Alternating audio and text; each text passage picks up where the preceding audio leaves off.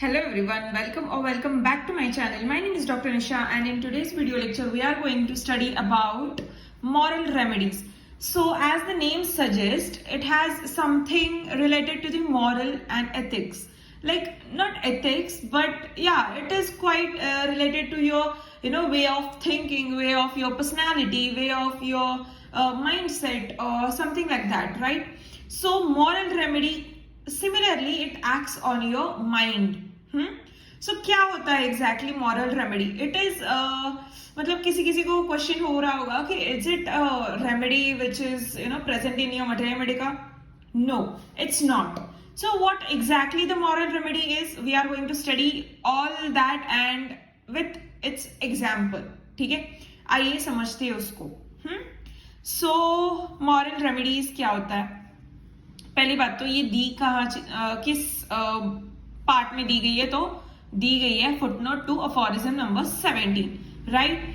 सो 6th edition में आप जब भी अफोरिज्म्स रीड करोगे that time you have to simultaneously read out the footnotes and moreover in the footnotes you have to study the examples. ठीक है, मैं यहाँ पे एग्जाम्पल सिर्फ आपको एक्सप्लेन करने वाली हूँ, नॉट कि वो जैसे के तैसे है वैसे नहीं बताने वाली. तो सिर्फ एक्सप्लेनेशन मिलेगा आपको, लेकिन आपको पूरा कंप्लीट डिटेल स्टडी अफोरिज्म का या फिर उसके फुटनोट का या फिर उसके एग्जाम्पल्स का 6th एडिशन में ही जाके करना पड़ेगा. ठीक है, so let's start with the actual answer, that is moral remedy which is given in the footnote to aphorism number 17. So what exactly the moral remedy is? Moral remedy मतलब कि ऐसी एक रेमेडी जिस रेमेडी से patient को relief मिले. So what kind of relief? देखो, सो homeopathy consultant क्या करते हैं जब भी हमारे पास एक केस आता है, कोई भी एक्यूट हो या क्रॉनिक हो. एक्यूट केस में हम लोग मेंटल्स के लिए इतना इंपॉर्टेंस नहीं देते, बट हमें पता है कि क्रॉनिक केस के लिए हमें मेंटल्स कितने ज्यादा जरूरी है. क्यों जरूरी है? तो जस्ट बिकॉज कि हम लोग पेशेंट का स्टेज जान सके और उसका मायाजम या फिर उसका बैकग्राउंड हम लोग जान सके, या एक आइडिया मिलता है कि what exactly the disease is. उसको फिजिकली मतलब कुछ बीमारी है या फिर वो सिर्फ मेंटली डिस्टर्ब है, उसकी वजह से वो कुछ ना कुछ अटेंशन के लिए कर रहा है, ऐसा कुछ है. इस सारी वजह से या फिर कौन सी एक चीज है उसको जो ज्यादा अफेक्ट कर रही है. सो ऐसी चीजों के लिए हमें लगता है मॉडल रेमेडी का सपोर्ट, या फिर हमें लगता है मेंटल सिम्टम्स का सपोर्ट. ठीक है, सो मेंटल सिम्टम्स एग्जैक्टली होते क्या है? तो हम लोग मेंटल सिम्टम्स को पूछते हैं कि क्या एग्जैक्टली तेरा फेज है भाई, कि तू है ना बीमार है तो तुझे क्या लगता है एग्जैक्टली. ठीक है, so what is your mental condition? ठीक है, what exactly was happened, what accident happened in your life कि दैट बॉदर्स यू मच. मतलब ऐसा कुछ ऐसा क्या हुआ था जो आपको बहुत ज्यादा अफेक्ट कर रहा है, जो आपको बहुत ज्यादा हैम्पर कर रहा है, जो आपको तकलीफ पहुंचा रहा है या फिर डिस्टर्ब हो आप उस चीज से. तो ऐसा कौन सा चीज हुआ है और उसका आप कंटिन्यूसली थिंक कर रहे हो. फॉर एग्जाम्पल नैट्रोम्यूर के जो पेशेंट्स रहते हैं उनको ग्रीफ बहुत ज्यादा रहता है. पल्सेटिला के जो पेशेंट्स रहते हैं उनको बहुत ज्यादा अटेंशन सीकिंग का प्रॉब्लम रहता है, जस्ट बिकॉज कि they are not getting love, they are wanting so much of love, so they are expecting too much from everyone कि नहीं, I have to gain more and more love, as if it is physical or as if it is in a touch or as if it is in a words. कोई भी love चलेगा, कोई भी attention चलेगा, but they wanted. Similarly नेट्रोम्यूर के भी patients का वैसे ही है. वो लोग बहुत ज्यादा ग्रीफ में, अगर किसी के फादर का डेथ हो गया है और वो सन मतलब रोया भी नहीं है, वो सन मतलब बोलता भी नहीं है कुछ भी और शांति बैठा रहता है, एक आइडल सन की तरह वो ड्यूटीज निभा रहा है, ये कर रहा है वो कर रहा है, but somewhere inside he is affected. Somewhere inside he is hiding his pain, he is hiding his emotions. So this is what exactly happening. So we have to take that emotion, take that pain, take that grief out of that patient and we have to treat on that side.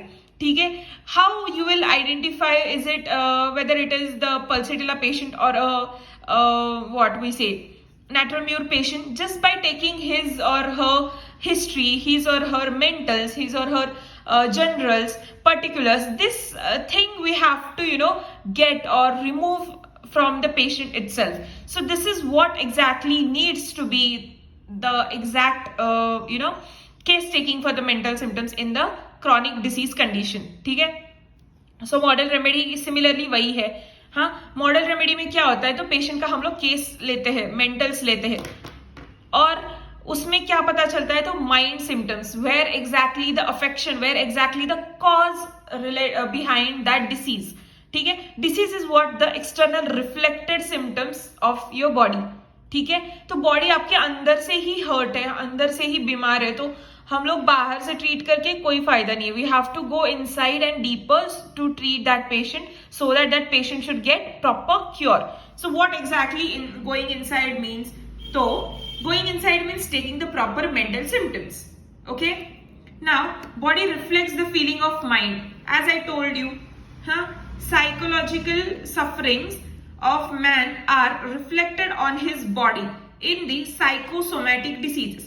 मतलब the man is mentally disturbed and he is showing some kind of disturbance in his body, some kinds of signs and symptoms in his body, like his liver started deteriorating, then his lungs started deteriorating, his kidney started deteriorating, his many more organs are started deteriorating. So what exactly you should be picking, what exactly you should be pointing in this type, you should be pointing the psychological diseases, ठीक है, psychological suffering of that particular person, to know what exactly is happening, what exactly is hampering on these somatic diseases, right. फिर important of chronic disease condition, ये important क्यों है chronic condition में, क्योंकि हमें cause जानना है। Cause is not the materialistic cause, but it is the cause which is hidden inside, hidden inside home, hidden inside that particular person, fine. So what is hidden, तो उसका mental state, उसका mental disturbance, उसका mental condition, उसके emotions, उसके feelings, that condition is hidden inside that person, fine.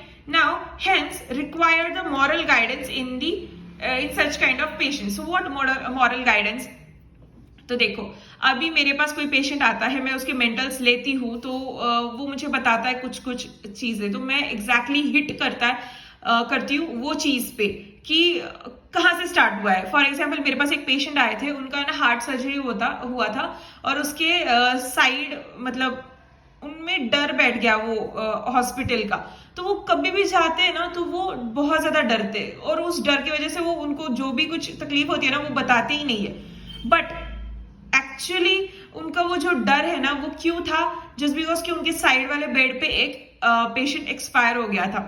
उनमें वो डर इतना स्ट्रांगली, उनका फियर बैठ गया ना वो, कि वो हॉस्पिटल से नफरत करने लगे, वो हॉस्पिटल में जाते ही नहीं, कुछ भी हो जाए वो जा ही नहीं रहे। So this is what happening in that person. So I have picked that trigger point, I have picked that sense, or I have picked that fear condition of his mind, of her mind, sorry. तो वो condition मुझे मिल गई and I am treating according to that thing. तो fear of what? तो fear of hospitals, fear of patients, fear of lights, fear of everything, crowd and all those things. So I am picking all this kind of rubrics or this kind of symptoms in that particular patient. So I am giving him.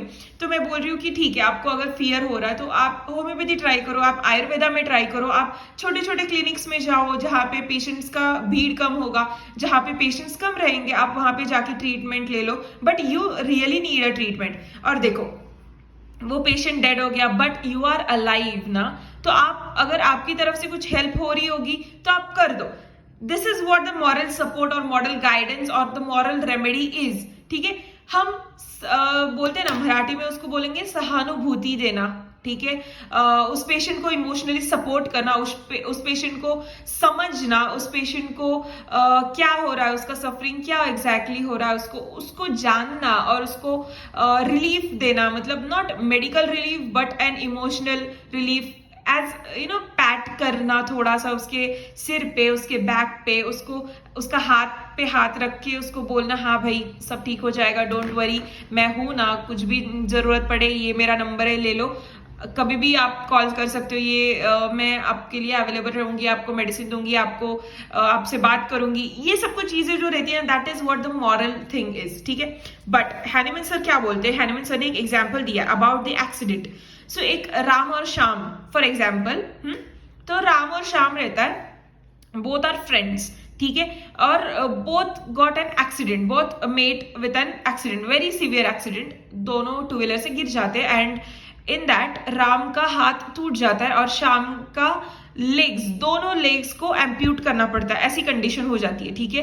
पर राम बहुत ज्यादा रो रहा रहता है कि ना यार मेरा हाथ टूट गया, मेरा हाथ टूट गया, मेरा हाथ टूट गया, अब मैं क्या करूं।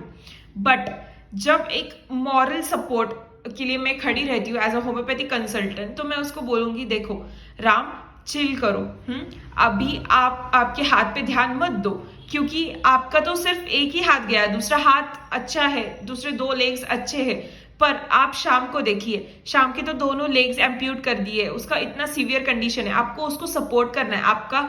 आपका तो बहुत अच्छा है, उसको तो चलने कभी भी नहीं आ सकता, आपका तो भी हाथ ठीक हो जाएगा, आपका तो भी एक हाथ से काम चल सकता है, पर उसका देखो कितना बुरा है। सो दैट राम को थोड़ा कॉन्फिडेंस मिलेगा कि हाँ भाई शाम का ऐसा हुआ है, but I am in a good state, so he'll come out that thing, he'll this conditions will try to heal Ram very fast. So this is what helps the moral remedy, ये moral remedy। और moral remedy से पता क्या चलता है, तो मायाजम्स पता चलते हैं। एंटी मायाजमेटिक रेमेडी देने के लिए हमें मॉरल रेमेडी को जानना, या फिर मॉरल रेमेडी एग्जैक्टली होता क्या है ये जानना बहुत ज्यादा इंपॉर्टेंट है। So this is what the moral remedy is. It is quite very simple. I have explained you as much as possible I could.